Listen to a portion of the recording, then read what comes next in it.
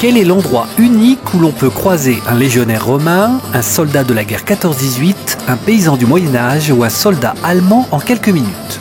Eh bien, c'est à Marny-les-Compiègnes, plus exactement au parc des expositions du Tigre, pour la 12e édition de Fou d'Histoire. Tout va bien, nous sommes très heureux d'être ici même dans ce rassemblement Fou d'Histoire. Nous sommes tous un peu fous d'histoire.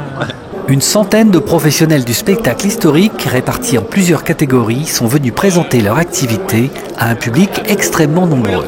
Des professionnels qui venaient de toute l'Europe. France, Belgique, Pays-Bas, Allemagne, Italie, les pays de l'Est, Pologne, Espagne, je pense qu'il y a même, et Portugal. Qui vont du préhistoire, si vous voulez, jusqu'aux Deuxième Guerre mondiale.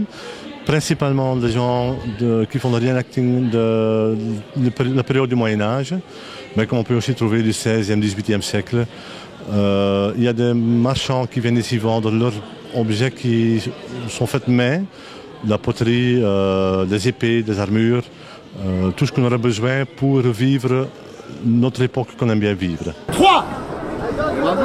Allez, qu'un ami véritable est une douce chose.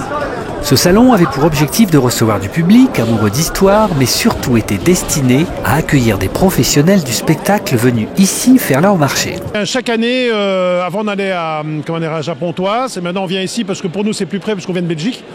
Point de vue historique, je pense qu'on peut trouver tout ce qu'on veut et je crois que d'année en année ça s'améliore. Je fais 2 époques, 15e et 17e.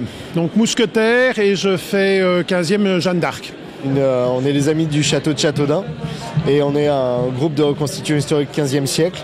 Et en fait, tous les ans, on vient pour faire notre marché, pour acheter du matériel. On a une groupe de danseurs et de feuleurs et on vient se faire connaître auprès des artisans et vendre notre association et acheter du matériel. Les visiteurs ont pu écouter de la musique celtique, se rafraîchir le gosier avec de l'hydromel ou écouter des conférences diverses et variées comme l'habillement des légionnaires romains. Ça sert aussi de visuel pour les soldats. Le centurion est devant. Vendredi, le salon était ouvert exclusivement aux écoles du secteur. 2 classes de CM1 et CM2 de l'école primaire Ferdinand Buisson de Marny-les-Compiègnes ont pu ainsi voir concrètement une partie du programme d'histoire. Son enfance, elle la passa auprès de l'âtre et de la fusion. Depuis le feu et son gosse. Ça permet à la classe de voir quelques animations sur le thème de l'histoire. Et donc on remercie aussi la mairie de Marny-les-Compiègnes de nous permettre d'accéder à ces animations. J'ai bien aimé le premier spectacle, c'était drôle.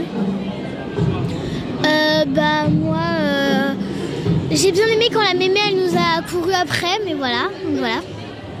Moi c'était plutôt quand on a sculpté avec le bois, tout ça. C'était trop bien. Parmi les professionnels, nous avons croisé Vincent. Il était revêtu du costume d'un soldat de la Wehrmacht. C'est facile de porter ce type d'uniforme ? C'est toujours l'étonnement, côté, je ne vais pas dire admiration, mais c'est un peu ça malgré tout. Le côté, ou alors, exceptionnellement, aujourd'hui, où je me suis fait rentrer dedans. L'histoire fait toujours déplacer les foules. L'affluence au parc des expositions du Tigre de Marny-les-Compiègnes le confirme. Le mot de la fin à ce garde mobile de 1870. La connaissance que l'on a à travers, disons, le fait de porter ces costumes, ces uniformes, on a quand même cette connaissance de l'histoire et on gratte toujours et on apprend toujours des choses sur l'histoire qui est la nôtre. Voilà. Apprendre notre histoire grâce à ces reconstitutions. Tout est dit par cet amoureux de notre passé qu'il fait revivre tous les ans dans ce salon. Rendez-vous en 2018 pour la 13e édition.